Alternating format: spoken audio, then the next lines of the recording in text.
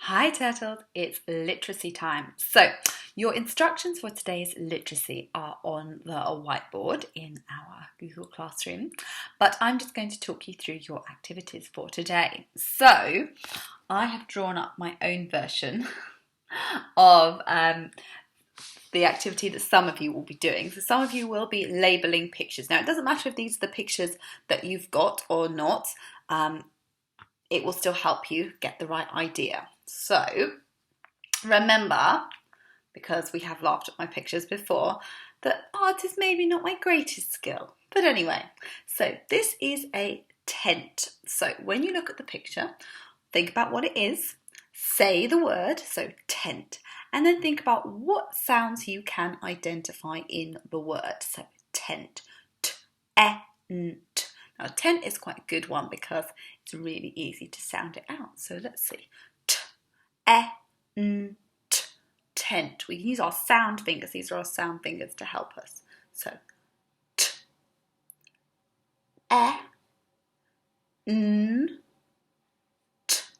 tent, t-e-n-t, tent. Fantastic. Now, when you're sounding out a word, if you're not hearing all of those sounds yet, that's absolutely fine, okay? Just write down the sounds that you can hear in the word. Now, the next one, this is the little boy in the story. So we could label him with his name, Amir, or we could label him with how we think he's feeling, which is sad. Now, I'm going to do sad because I think that's a little bit easier to sound out. So let's use our sound fingers again. S, a, d. S. Remember to pay attention to the way it's facing because lots of us do it back to front still. S, a, d. S, a, d. Sad. Done both of those. You don't need to do those dots underneath, okay, the sound buttons. That's just when we are checking it on the board and reading it back. So tent and sad. Now down here, what's this from the story? It's the pebble, yeah, pebble. P-e-b-l, pebble. So p-e-b-l,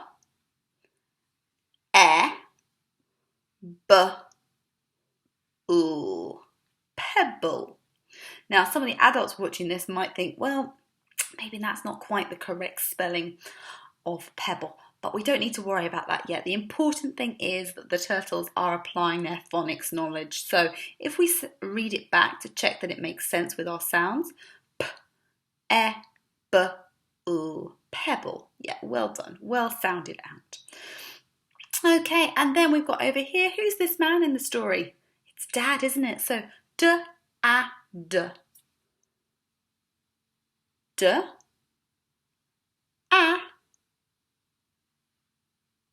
d. It's very hard to write at the very bottom of the board.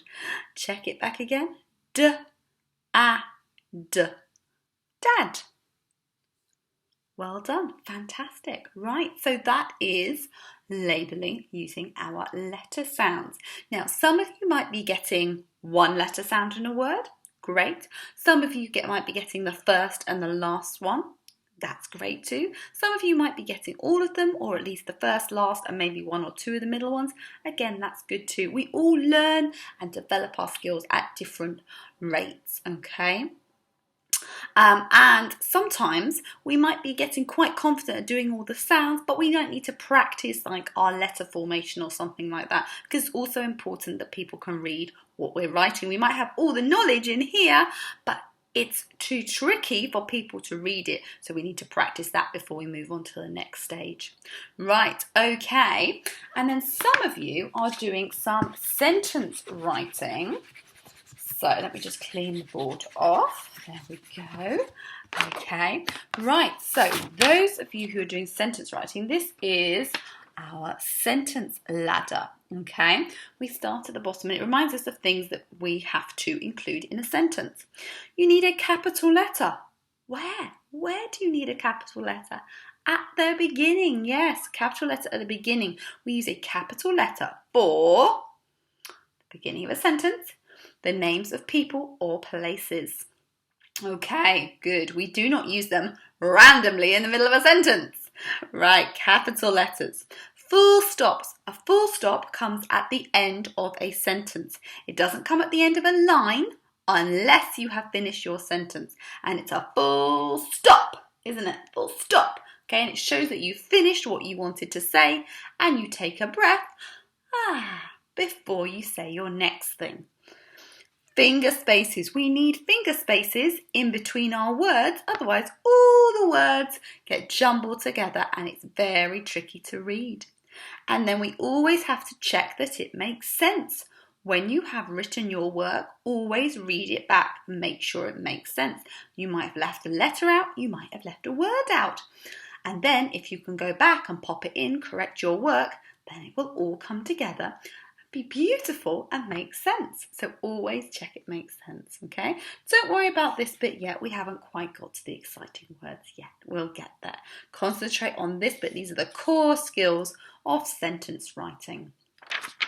Okay, so if we were to think about sentence writing, about a picture from the story, so maybe the picture of Dad looking up, like the little one I drew down there. So it is Dad. So it is the first word. It. It. Didn't quite see my thumb there, did you? So first two sounds. So it, and we need to remember a capital letter. It. It. Now we need a finger space. It, and the next word is. It is. So we've got a finger space. Is. It is. It is Dad. It is Dad. Is that right? Did I do something a bit wrong? I didn't leave my finger space. You see, now it all looks messed up. Right, okay. Let's correct that. It is, got to put the finger space in, then we put Dad. Good, right. Am I all done now? It is Dad. Yep, makes sense, doesn't it? Am I missing something?